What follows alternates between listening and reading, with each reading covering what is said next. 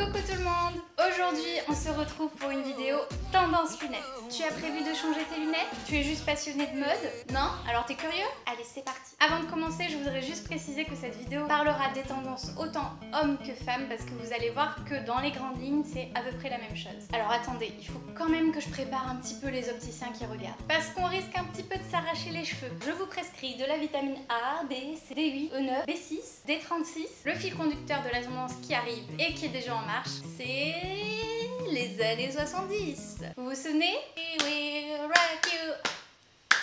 Woo! Wow, wow, wow, she's the lady. Bref, les années 70, c'est col roulé et lunettes oversize. Et je vous ai trouvé deux visuels sur Pinterest qui illustrent parfaitement cette tendance. D'ailleurs, vous avez dû voir les blogueurs et les blogueuses qui ont déjà commencé à s'emparer de cette tendance. Pour les plus sages d'entre eux, vous allez retrouver des montures métal rondes et qu'on peut retrouver dans plein de marques différentes. Sachant que pour avoir vraiment un effet mode, je vous la conseille en doré. Bon, si vous n'êtes pas trop doré, alors prenez argenté. Mais de toute façon, suivant votre carnation et votre couleur de cheveux, on a tendance à mieux porter les couleurs chaudes ou les couleurs froides, donc doré ou argenté. Et si vraiment c'est too much à vos yeux, ouais non, la petite blague là, mais si vraiment c'est too much à vos yeux, vous pouvez rester sur du rond, mais version plastique, ça reste quelque chose qui marche très bien. D'ailleurs, coloris hyper cool en ce moment, le transparent, le beige transparent, etc.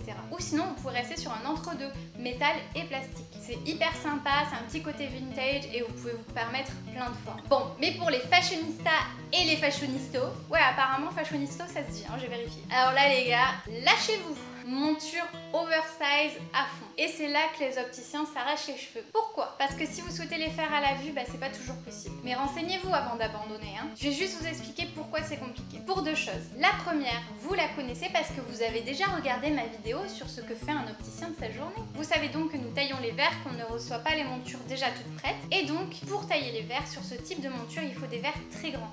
Les fournisseurs, souvent, ont leurs limites. Et la taille du verre qu'on va commander va dépendre de votre écart pupillaire, donc la distance entre votre pupille et votre nez, et aussi de la taille de la monture. Deuxième problème, c'est que plus votre correction est importante, plus si on prend un grand diamètre de verre, le verre va être épais. Mais avant de tirer des conclusions hâtives, allez voir votre opticien, il vous dira ce qu'il en est pour vous. Donc on reprend. Une monture oversize, c'est quoi? C'est clairement une monture qui vous bouffe le visage. Donc ça dépasse les sourcils, ça peut aussi dépasser sur le côté, ça peut dépasser en dessous, et ça peut être monture métal ou plastique. Mais si vous voulez succomber à cette tendance mais que vous n'osez pas entièrement parce que clairement les gens sont pas encore prêts, je vous conseille d'opter pour une monture aviator assez large métal doré ou une monture plastique oversize mais en forme carrée ou rond. Bon, j'ai pas pu me rendre au Silmo pour voir les nouvelles collections, mais je pense que de nombreuses marques vont jouer sur cette tendance. Et au pire, mais là votre opticien va me tuer, vous pouvez utiliser une monture solaire pour la mettre en verre blanc. J'attends avec impatience vos retours sur ces nouvelles tendances,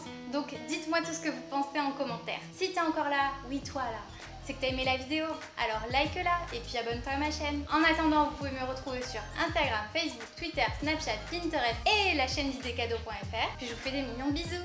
Bisous!